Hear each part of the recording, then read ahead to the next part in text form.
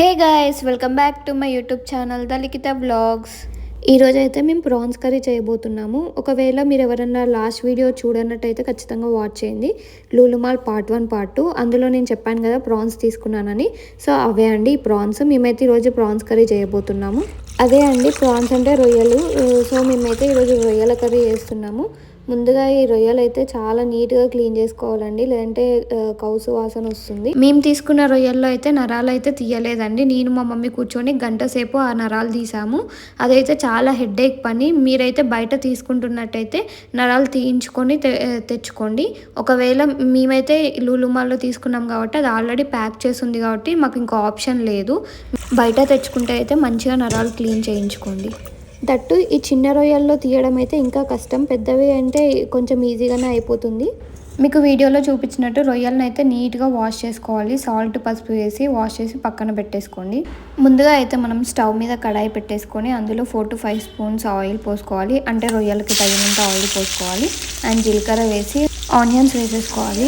Onions అయితే చిన్న చిన్నగా కట్ చేసుకోండి. అప్పుడే గ్రేవీ మంచిగా ఉంటుంది, థిక్గా, అండ్ టేస్ట్ కూడా చాలా బాగుంటుంది. ఆనియన్స్ వేసుకున్నాక మనం కొంచెం పసుపు కరివేపాకు వేసుకొని మంచిగా కలుపుకోవాలి.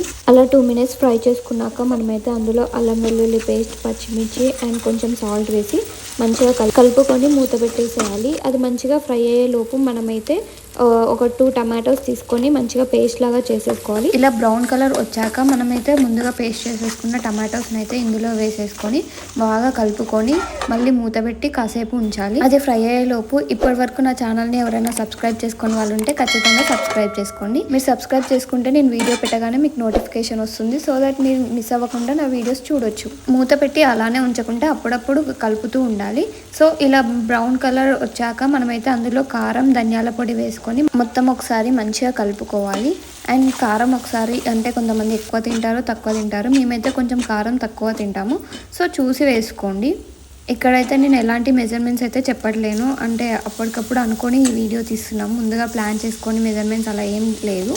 సో ఇప్పుడు అలా ఫ్రై చేసుకున్న దాంట్లో మనమైతే ముందుగా కడిగి పెట్టుకున్న రొయ్యల్ని అందులో వేసేసుకొని మంచిగా మిక్స్ చేసేసుకొని మళ్ళీ మూత పెట్టేసుకోండి. సో ఆ రొయ్యలు మంచిగా ఫ్రై అయ్యేలోపు ఇందాక చెప్పాను కదా సబ్స్క్రైబ్ చేసుకోండి అని. ఇంకా ఎవరైనా సబ్స్క్రైబ్ చేసుకోకుండా నా వీడియో చూస్తున్నట్టయితే ఖచ్చితంగా సబ్స్క్రైబ్ చేసుకొని వచ్చిన వీడియో చూడండి. ఇప్పుడైతే మనం మూత తీసేసుకొని రొయ్యల్ని ఒకసారి మంచిగా కలుపుకొని మళ్ళీ స్టవ్ సిమ్లో పెట్టేసి మూత పెట్టేసుకోవాలి. అవి మళ్ళీ ఉడికేలోపు మనమైతే అందులో కావాల్సిన మసాలాని ప్రిపేర్ చేసుకోవాలి. మసాలా కోసం 4 లవంగాలు, ఇలాచి, దాల్చిన చెక్క వేసుకొని మంచిగా దంచుకోవాలి. లేదంటే మిక్సీ అయినా పట్టొచ్చు. ఎప్పుడైనా నాన్ వెజ్లో అయితే అప్పటికప్పుడు చేసుకున్న మసాలానే టేస్ట్ చాలా బాగుంటుంది. ఇప్పుడైతే మనం దంచుకున్న మసాలాని కర్రీలో వేసి మంచిగా కలుపుకోవాలి. అండ్ మీకు కావాలంటే గ్రేవీ ఎక్కువ ఉండాలంటే కొన్ని వాటర్ పోసుకోవచ్చు. లేదు అంటే అలానే ఫ్రై లాగా చేసుకోవచ్చు. అది మన ఇష్టం.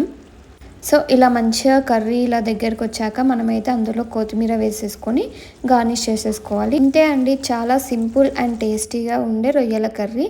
ఎవరైనా ఈజీగా చేసేసుకోవచ్చు. టేస్ట్ అయితే చాలా బాగుంది. ఖచ్చితంగా ట్రై చేసి నాకు ఎలా ఉందో కమెంట్ సెక్షన్లో కమెంట్ చేసేయండి. Bye guys, love you all.